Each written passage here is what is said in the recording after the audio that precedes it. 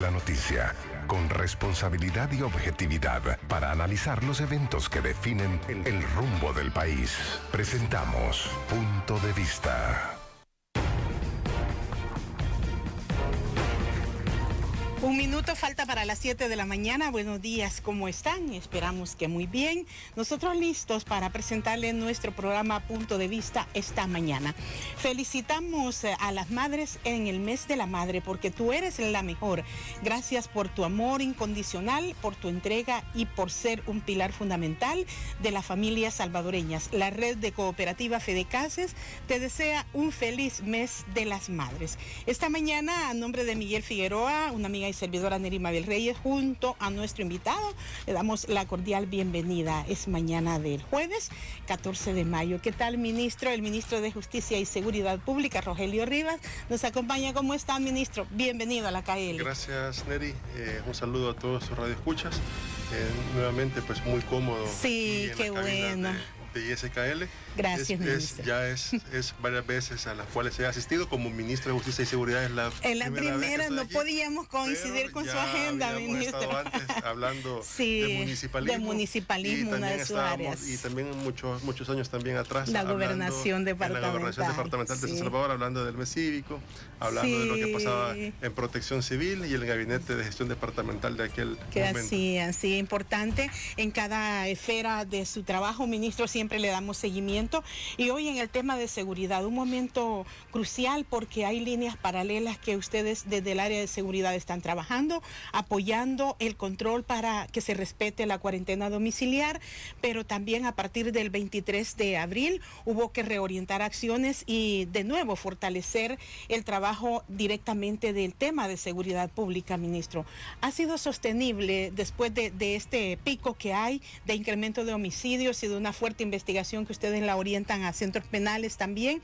¿Han sido sostenibles las estrategias para ir logrando el control de la situación? Por supuesto, mira, desde que asumimos la cartera de seguridad, desde que también inicia el gobierno del presidente Bukele, una de las apuestas estratégicas de su gobierno fue el tema de la seguridad pública, ya que veníamos pues de tener incluso días registrados en la administración anterior, días de hasta 50 homicidios diarios.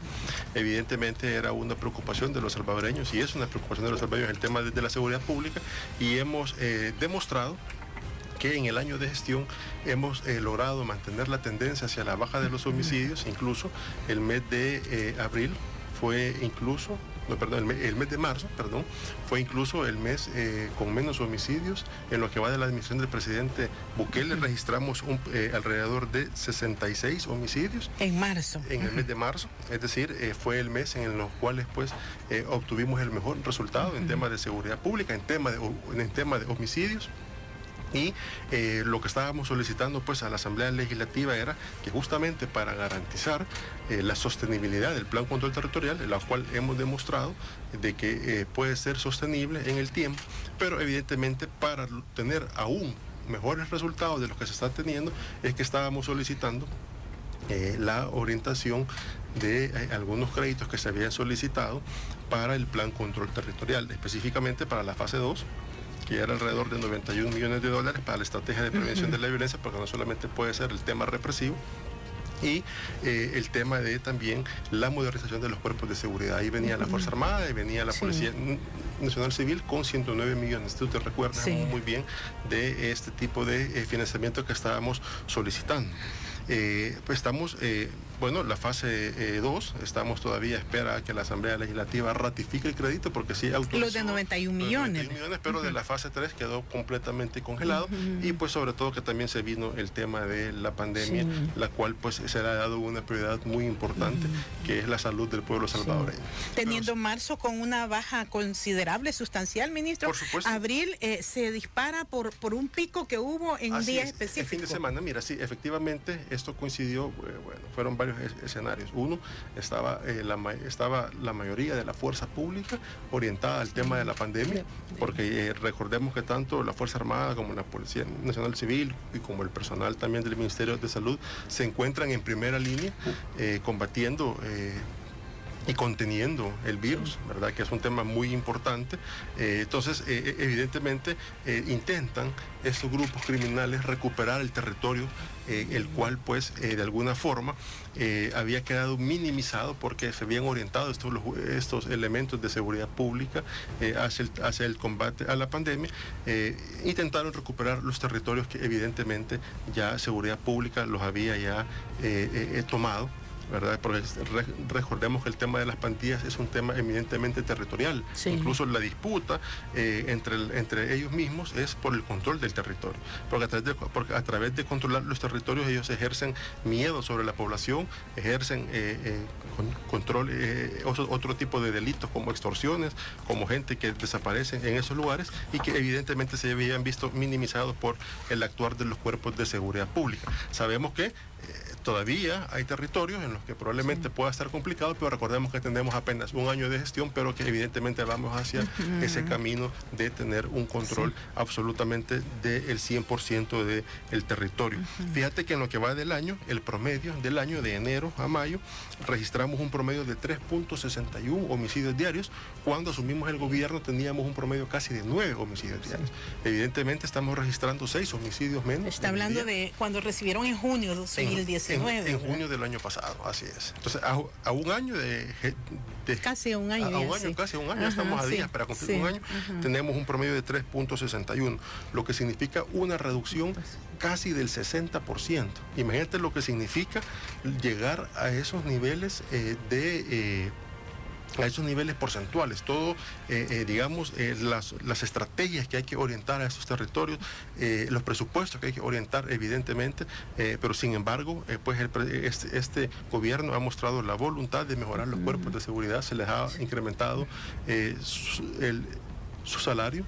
$100 al mes, también se les ha mejorado su régimen de disponibilidad, que ese es el régimen de alimentación, es el pago puntual del bono trimestral y otro tipo de beneficios que se les están dando a los cuerpos de seguridad. La fase 3 iba orientada justamente también a modernizarlos y a que también nuestros efectivos, tanto militares como elementos de la Policía Nacional Civil, también tuvieran mejores condiciones de salud y tuvieran mejores condiciones de indumentaria para realizar de mejor forma su trabajo. Recordemos que también ellos están en primera línea en el combate frontal a la delincuencia. ¿Y estas líneas de financiamiento, ministro, se van a mantener, por ejemplo, esperando esta ratificación para la primera fase? Por supuesto que se van a mantener, por supuesto que se van a mantener. Algunos proyectos se han, como digamos, puesto en pausa a raíz de la Por supuesto, ahorita todos los fondos públicos que todavía no se ha recibido ningún financiamiento todavía de los $3.000 millones que se han pedido aprobar por la Asamblea Legislativa. Estamos trabajando con el presupuesto ordinario de la Nación, el presupuesto que aprobó la Asamblea Legislativa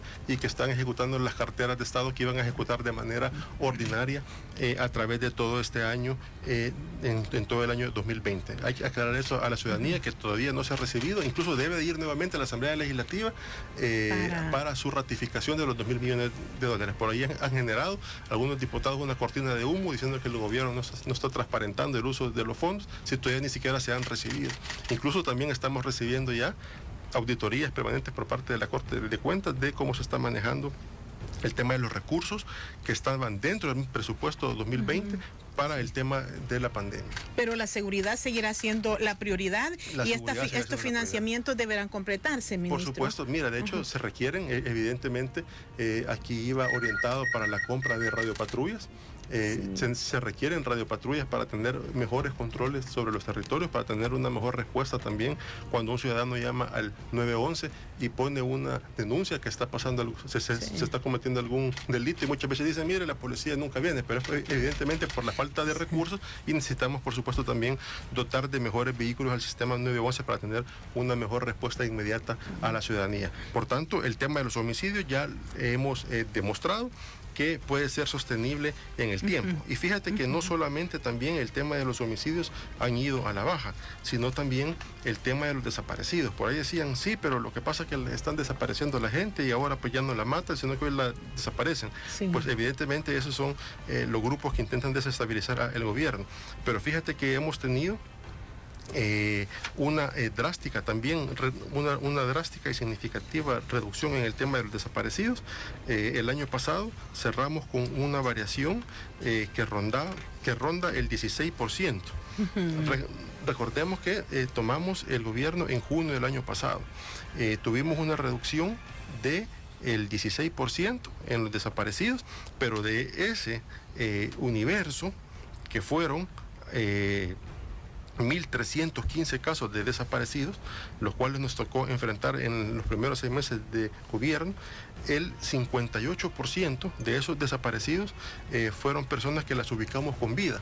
Muchas veces son casos de gente que busca irse hacia otro país, busca migrar y le dice a su familia. A su familia que miren, necesito que vayan a poner la denuncia que estoy desaparecido, porque esa denuncia me sirve para pedir asilo al país hacia donde me dirijo. Entonces, y también hay otros casos que casos domésticos, que jóvenes que se van de sus casas por pleitos con sus padres y los registran como desaparecidos. Entonces al final nos toca ubicarlos y apenas un 5%, fíjate, un 5% sí son personas que las ubicamos sin vida.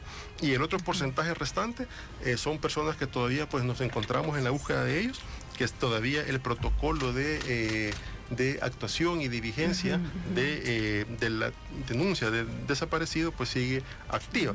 Pero lo más seguro es que de ese universo de personas que todavía está activo los casos, seguramente el 58% de estas personas también las vamos a encontrar también con vida. Esos son datos muy importantes que hay que destacar, porque evidentemente estamos haciendo todos los esfuerzos también para reducirlo. ¿Y se registran desaparecidos ya, por ejemplo, han continuado incrementándose esta cifra de 1.315 que tenían? Lo que te quiero demostrar... Con eso iniciaron, ¿verdad? No, sí. Estos 1.315 casos son en los 6 meses de la administración del presidente Bukele, ¿verdad? Para cerrar 2019. Exactamente. Pero en los mismos 6 meses comparado del año anterior, te estoy hablando del año 2019, pero en esos 6 mismos meses, pero del año 2018, teníamos alrededor de 1.556 casos. Por eso te digo que desde que entra el Plan Control Territorial, tenemos una reducción solamente el año pasado del 16%. Ahora, en lo que va de este año, tenemos todavía un mejor resultado. Tenemos una disminución del 34% en el tema de los desaparecidos. Es decir, que todavía es un dato, gracias a Dios, y dado los esfuerzos que estamos haciendo como seguridad pública, que también son datos que vienen a la baja. Es decir, tenemos registrado un promedio de 4.52 personas diarias, pero tenemos una disminución del 34%.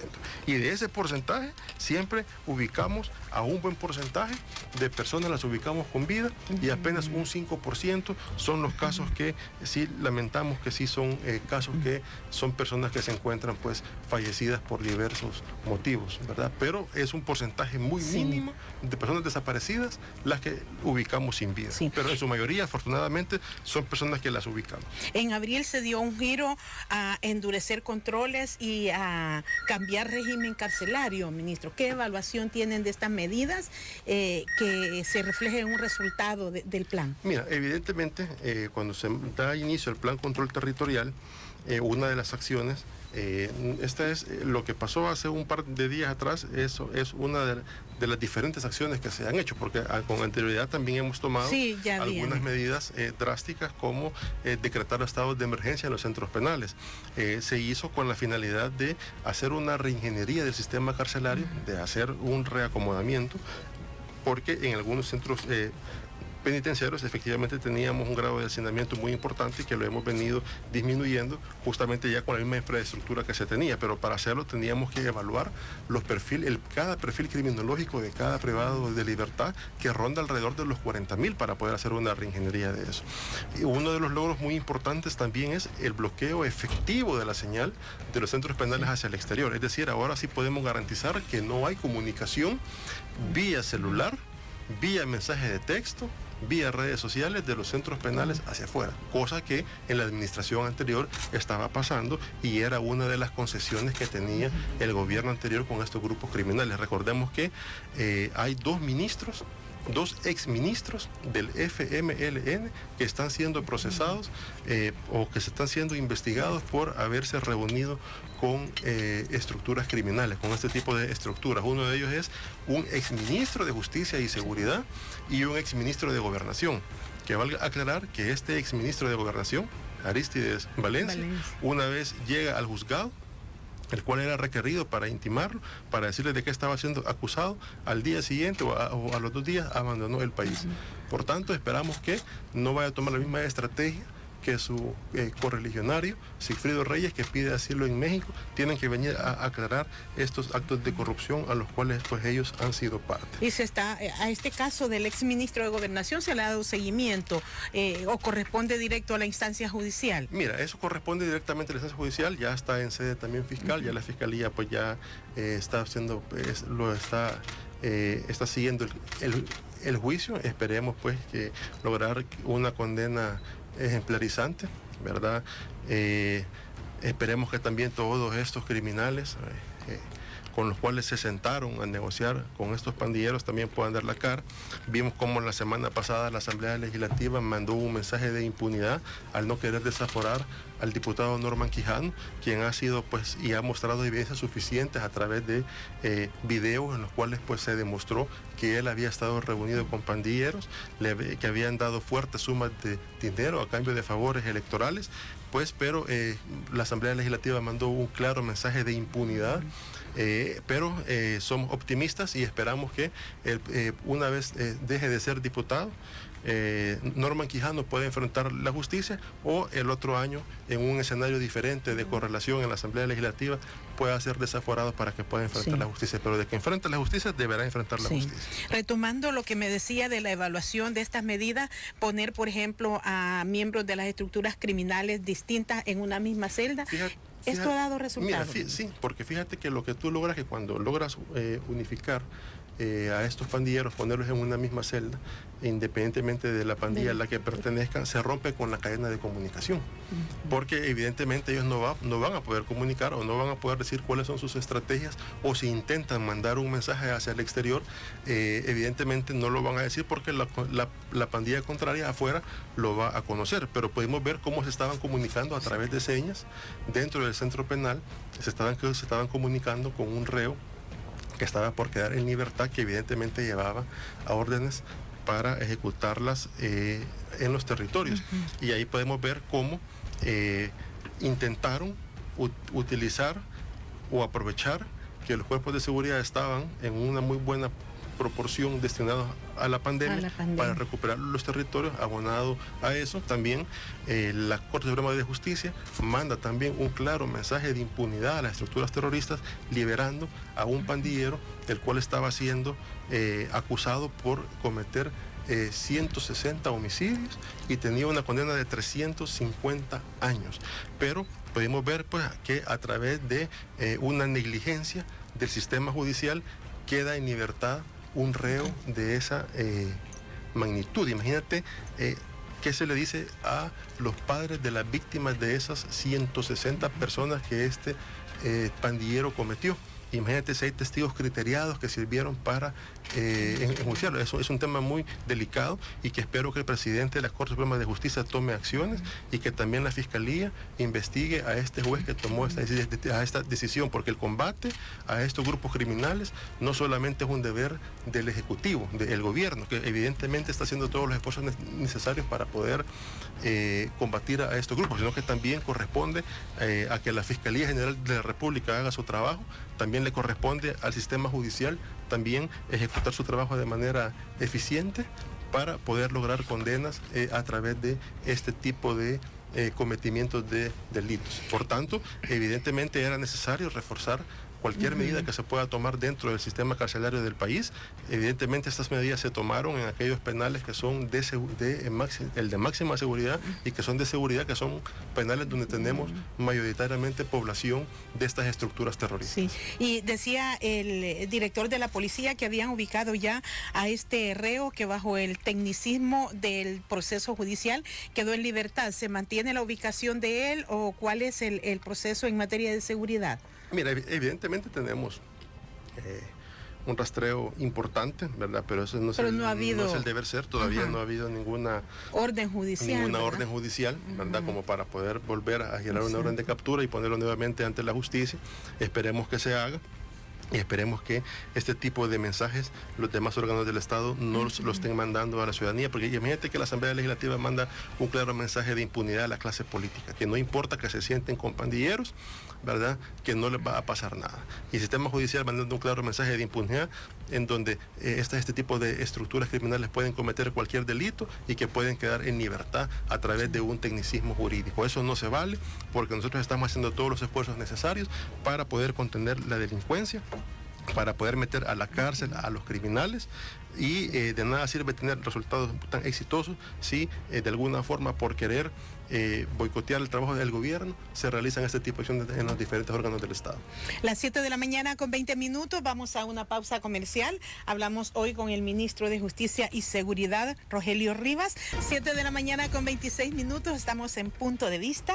Gracias a quienes se conectan a través del Facebook Live de la poderosa YSKL para seguir de cerca nuestra conversación esta mañana con el ministro de Justicia y Seguridad Pública, ingeniero Rogelio Rivas. Ahí estaba revisando porque estaba mandando aquí a View. Dice que esta mañana personal de la subdelegación de Ilopango, en apoyo al equipo STO y sector 911, atendió la emergencia en el sector de la colonia Santa Lucía. Ahí estuvieron también los comandos de salvamento donde hubo inundación. Ministro, además en el rubro de seguridad hay un mapeo que tienen ustedes sobre los departamentos, los municipios donde ocurren tanto más hechos de violencia y donde hay menos hechos de violencia. ¿Hay alguna tipificación que indique que vamos evolucionando, ministro? Por supuesto, fíjese que, Neri, que incluso estamos registrando datos muy favorables en municipios en donde la tasa de homicidios era demasiado elevada, en la tasa donde cometían otro tipo de delitos como el hurto y robo de vehículos. Fíjate que, para darte unos ejemplos, solamente en San Salvador, municipio, tenemos una reducción en homicidios del 52%. San Salvador, municipio. En municipio de Apopa tenemos una reducción del 75%. Esto es comparado con el año anterior, de tasas de homicidios. En Mexicanos tenemos una reducción también muy importante y muy significativa del 70%.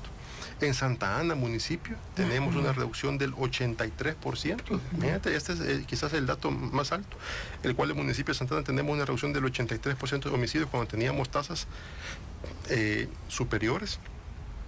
En el municipio de San Martín, estas tasas superiores eran del periodo 2019. Del periodo 2020, esto estoy hablando del periodo 2020, sí, del primer semestre del periodo 2020, exacto, del 2019 comparado ahora con el semestre con esta nueva administración, ya con la implementación del plan control territorial. En el municipio de Ilopango, de San Martín, tenemos una reducción del 68% y en Ilopango tenemos una reducción del 33%. Solamente en lo que va de administración del presidente Bukele hemos salvado más de 1.400 vidas. Esto es comparando el año de administración con el año de administración de los gobiernos del FMLN. Son 1.400 vidas las que hemos salvado con la implementación del plan control territorial. Muchas veces la estadística es fría, solo indica números, pero son 1.400 familias que han dejado de llorar y de enterrar a una víctima, a un familiar. Esos son de los logros muy importantes. Imagínate que recibimos el país con una tasa de homicidios de 52 homicidios por cada 100.000 habitantes. Cerramos el año pasado a una tasa de 36 homicidios por cada 100.000 habitantes, y la tendencia que llevamos en lo que va del año, en los primeros 6 meses, y todo nos indica que vamos a tener y que la vamos a lograr reducir a 18 homicidios por cada 100.000 habitantes. Son números muy importantes.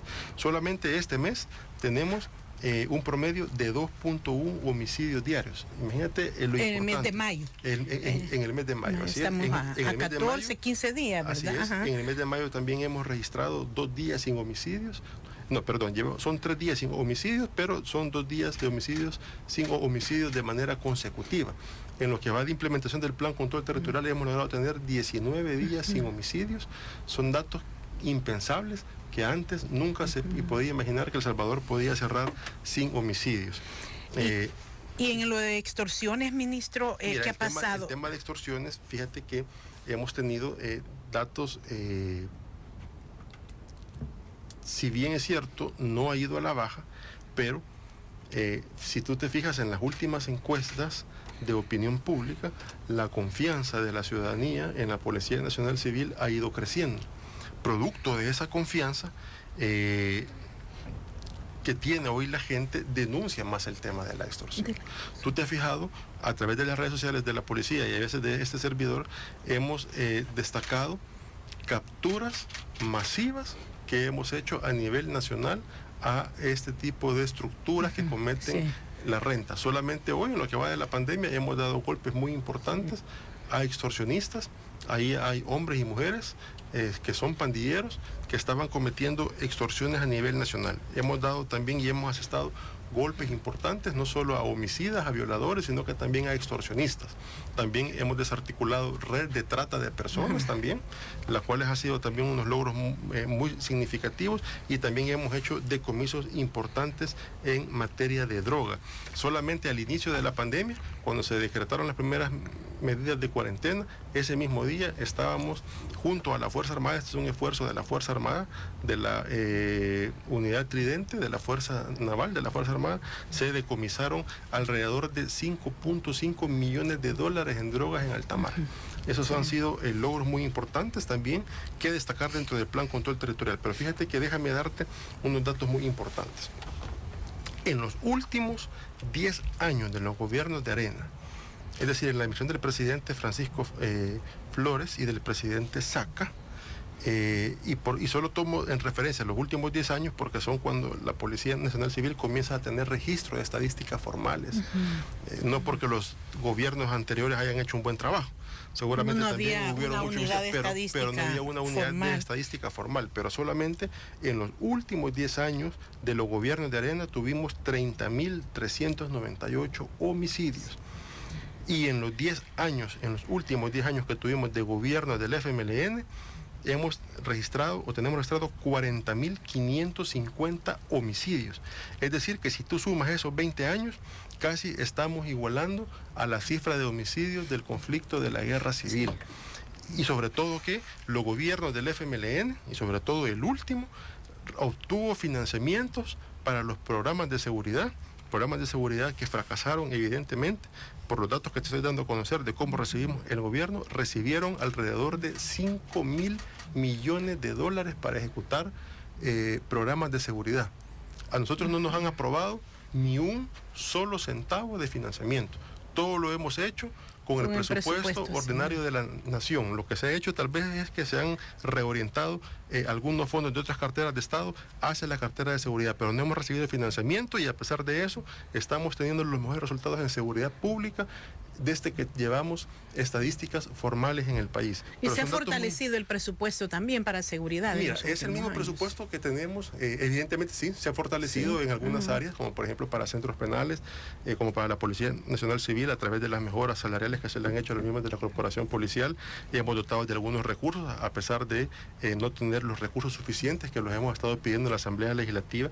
Por eso pedíamos evidentemente el financiamiento de la fase 3 para tener todavía mejores resultados de los que estamos teniendo, pero sí no hemos recibido ningún centavo de financiamiento externo, cuando gobiernos anteriores tuvieron los suficientes recursos para poder combatir la delincuencia, pero lejos de eso mejor decidieron pactar con ellos, realizaron treguas, realizaron beneficios en los centros penitenciarios, y evidentemente pues todo el destape que han hecho los medios de comunicación de cómo han habido pues algunos exfuncionarios que se han sentado a negociar y les han dado fuertes sumas de dinero a estos criminales. Sí. Ministro, por otra parte hay también algunos procesos en los que se está siguiendo a nivel judicial procedimientos que hizo la Policía Nacional Civil, y ayer el fiscal general informó que presentó al Juzgado de Paz de San Julián el requerimiento. Son 3 agentes policiales. ¿Cómo estuvo este caso? En principio, fíjese, el informe consignaba que la víctima tenía vínculos con estructuras de pandillas. Mira, de hecho, en el momento en que se da el enfrentamiento estaba con pandilleros. Evidentemente, días posteriores se lesionan incluso a los pandilleros que andaban con ella. Días posteriores al evento en el cual ocurre esta persona fallecida del sexo femenino, hemos logrado también capturar a los pandilleros que atacaron a los miembros de la corporación policial en ese hecho. Este es un hecho que se da en el municipio de San Julián, en el departamento de Sonsonate. Sin embargo, siempre que muere una persona, cuando hay un enfrentamiento con la Policía Nacional Civil, estos agentes quedan detenidos en vías de investigación. Es un proceso que se hace de manera regular y se ponen a disposición de la Fiscalía General de la República. Este es un proceso que se hace de manera recurrente cada vez que hay un intercambio o se da una agresión ilegítima por parte de la corporación policial hacia este tipo de estructuras. Y pues evidentemente, si cometieron algún indicio de delito, evidentemente deberán pagar por los actos que hicieron. Mira, nosotros tenemos una Inspectoría General de Seguridad Pública que está a cargo de este tipo de casos, la cual es una inspectoría que actúa de manera separada a la Policía Nacional Civil, porque no se puede ser juez y parte, y también la Policía Nacional Civil tiene los mismos controles para regular los procedimientos de la corporación policial. Pero evidentemente nosotros no vamos a proteger a nadie si fueron culpables y se les demuestra que la persona en la cual pues lastimosamente falleció en ese intercambio, ¿verdad? No tenía nada que ver con pandilla y que fue una muerte, la cual pues deberán pagar. Claro. ¿Verdad? Deberán pagar como se ha venido haciendo desde que la Policía Nacional Civil pues nace. ¿Estos tres agentes, ministro, están ya en condición de arresto? Por supuesto, es que inmediatamente se da el hecho. Eso es así en cualquier procedimiento, ¿verdad? Se le quitan las armas, se le quita la placa a estos miembros de la corporación policial, quedan detenidos y son puestos a las órdenes de la Fiscalía para que se haga el proceso adecuado, para que también incluso en caso de sobreseerse, no digo que sea en este caso, pero en los casos anteriores, ya ellos pues han sido, ya vuelven y se reactivan nuevamente la corporación policial y ya fueron juzgados por el cometimiento de esa agresión ilegítima. Hubo una exhumación también, ministro, por un proceso que se está investigando en el caso de las Bartolinas policiales en Zacatecoluca. ¿Tiene información al respecto también a la familia? Mira, también es un caso que se está procesando. La persona en la cual se lleva y se le da asistencia para llevar hacia el hospital, porque es una persona que mostraba todos los síntomas de COVID, es una persona que estaba en Bartolinas por los delitos de homicidio agravado. Había cometido varios homicidios, es decir, muchos medios de comunicación lo han tratado de vender como que es un joven, pero sí es un joven, pero que estaba por homicidio agravado en las Bartolinas. Evidentemente, al mostrar los síntomas de COVID, lo sacan de la celda, le dan asistencia, lo esposan evidentemente para llevarlo al hospital. Ningún reo en esa condición o que ha cometido esos delitos va libre dentro de la patrulla, tenía que ir esposado, pero evidentemente recordemos que estamos en un manejo de crisis de la pandemia que ningún país del mundo estaba preparado para combatirla y para actuar. No hay procedimiento, sino que se ha venido a prueba y error intentando seguir algún tipo de protocolos tropicalizados para el país, ¿verdad? Se va esposado hacia el hospital y se entrega en esa condición y evidentemente nadie quiere tocar el cadáver de la persona, ¿verdad? Sobre todo que muere por todos los síntomas de COVID. Al final no tengo todavía la prueba si esa persona murió por COVID, pero murió en el trayecto de la Bartolina hacia el hospital, ¿verdad? Pero en ningún momento el cadáver llevaba signos de tortura. Evidentemente la familia, cuando recibe el cuerpo y ve que va con las esposas, el cual fue pues un mal procedimiento, ¿verdad? Trata de virtuar el accionar de la policía y dice que venía con signos de tortura, pero recordemos que es un joven que estaba en las Bartolinas, que había sido detenido porque tenía órdenes ya administrativas de captura de la Fiscalía General de la República y cual había cometido pues varios homicidios a nivel nacional. El mal procedimiento estaría únicamente en esto de las esposas, entonces, así es, ministro. Es correcto, así es.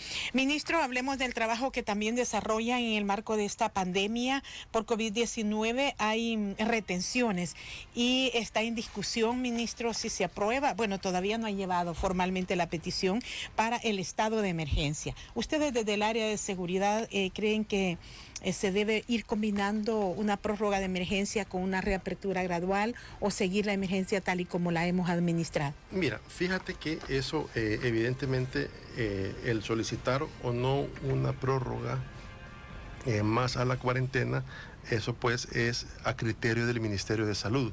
Recordemos que esta es una emergencia sanitaria en donde, en donde tanto la Policía Nacional Civil como la Fuerza Armada le dan acompañamiento y asistencia al Ministerio de Salud, pero quien rige las políticas y los protocolos para los cordones sanitarios, para solicitar una ampliación a la cuarentena, es evidentemente el Ministerio de Salud, de acuerdo a los análisis que incluso realizan junto a la Organización Mundial de la Salud, a la OMS y a la OPS, son los que deberán pues dictaminar si efectivamente se requiere seguir ampliando las cuarentenas en las condiciones en las que sean.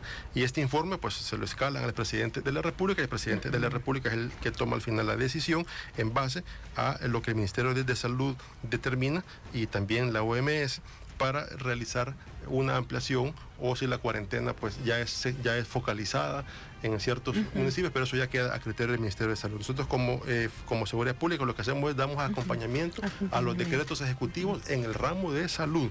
Y eso es lo que hemos venido haciendo desde que inició la pandemia, estar en apoyo al Ministerio de Salud. Por eso es que cuando se realizan retenciones de personas que violan la cuarentena o que no logran justificar por qué andan en la calle, evidentemente son conducidos ya sea hacia una unidad de salud o hacia un centro de contención, y se deja ahí en el centro de contención, y ahí pues donde termina un médico a través de un diagnóstico, de una evaluación médica, si esa persona cumple cuarentena dentro de un centro de contención o cumple cuarentena en su domicilio. Pero eso ya queda a criterio del Ministerio de Salud, porque recordemos que esta es una emergencia sanitaria y es el Ministerio de Salud quien está al frente de ella. Sin embargo, hemos localizado más de 2.300 personas en lo que va de la cuarentena, en lo que va de los diferentes decretos hasta la fecha, que creo que es el decreto ejecutivo 24, las cuales han sido conducidas a los centros de contención. Algunas de ellas están cumpliendo cuarentena ahí y otras pues han sido conducidas a su domicilio, pero eso ya queda a criterio del médico, eso no queda ni criterio de la policía ni criterio de la Fuerza Armada. Es un diagnóstico que hace el médico cuando se lleva a este tipo de ciudadanos que no han logrado comprobar su permanencia, o no son de aquellas personas que están dentro de los decretos y que son excepciones para poder circular. Entonces han sido llevados, y también incluso hemos llevado mucho conductor temerario, las cuales pues están a la orden del día. Y ese es otro proceso, en el caso de un conductor temerario o conducción peligrosa. Hemos visto también cómo han habido accidentes de tránsito catastróficos dentro de la pandemia, cuando la gente debe estar en sus casas. Vimos uno en la Troncal del Norte, en cual una arrastra cómo pasa golpeando. Hemos visto también cómo el día de ayer o anteayer, vimos creo que Santa Tecla, un carro que golpeó. Sí, ayer fue la noche del martes. Fue la noche, exactamente. ¿Verdad? Que son personas que van a extrema velocidad. Sur. Así es. Entonces son gente que no tienen nada que andar haciendo en la calle y que se les sigue un proceso evidentemente diferente, pero también vemos que cumplan con la cuarentena, porque también se convierten en vectores del virus y que puede ser también un riesgo que puedan andar en la calle circulando, contaminando a ciudadanos que sí están autorizados para circular y que pueden pues enfermarlos, ¿verdad? Estos ciudadanos que salen a trabajar, que son los que están, digamos, autorizados para hacerlo, pueden llevar el virus a la casa por gente irresponsable que debe estar cumpliendo una cuarentena domiciliaria. En el marco de este apoyo que dan al Ministerio de Salud, ha habido también intervenciones de la policía por estos problemas que se han dado en los centros de contención, ministro. Son protocolos diferentes, como usted dice, pero ha sido también un aprendizaje para... por supuesto, recordemos, mira, si esto incluso mira cómo está Estados Unidos, la primera potencia en el mundo, la potencia mundial, el nivel de casos y cómo se les ha desbordado el manejo de esta crisis. En Estados Unidos vemos la cantidad de muertos que tienen. Evidentemente, donde se han reflejado problemas en los centros de contención son aquellos centros de contención de compatriotas que vienen retornados desde los Estados Unidos. Ahí recordemos que ahí viene, cuando digo viene de todo, es decir, incluso vienen pandilleros que ya cumplieron con su condena, ¿verdad? Pero que no tienen ningún saldo que pagar a la justicia salvadoreña, entonces por tanto quedan en completamente libertad. No los pueden detener. No los podemos detener. Entonces son las personas que están dando problemas en esos centros de contención, y ahí es donde hemos tenido que utilizar la unidad de mantenimiento del orden para poner calma en estos lugares y que se sigan los protocolos sanitarios establecidos por parte del Ministerio de Salud. Hay unos que incluso han intentado hasta fugarse de estos centros de contención, los cuales nos ha tocado ubicarlos y volverlos a poner en cuarentena e inician la cuarentena de cero, porque evidentemente no puede romperse, no puede violarse la cuarentena. Si el objetivo de estar en cuarentena es estar bajo vigilancia médica a fin de determinar que la persona que está en el centro de contención no es un riesgo el que esté afuera de los centros de contención. Y recordemos que vienen de Estados Unidos, que es un país en donde efectivamente se ha desbordado la crisis sanitaria que tienen ellos. Hemos visto que la cantidad de muertos, la cantidad de casos que están confirmando diariamente, y evidentemente aquí tienen que venir a cumplir con una cuarentena completamente obligatoria. Claro, y el personal, ¿cómo está, ministro?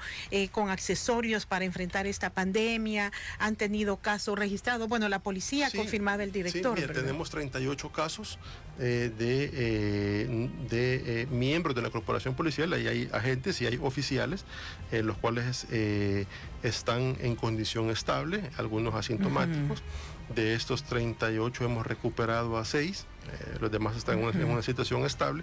Y sí, evidentemente, tanto la Policía Nacional Civil y desde el Ministerio los hemos estado dotando de indumentaria suficiente para que puedan tener, recordemos que están en primera línea, y que puedan tener todas las condiciones de trabajo necesarias como para poder desempeñar su trabajo. Los hemos dotado de mascarillas N95, tienen trajes de bioseguridad, tienen guantes.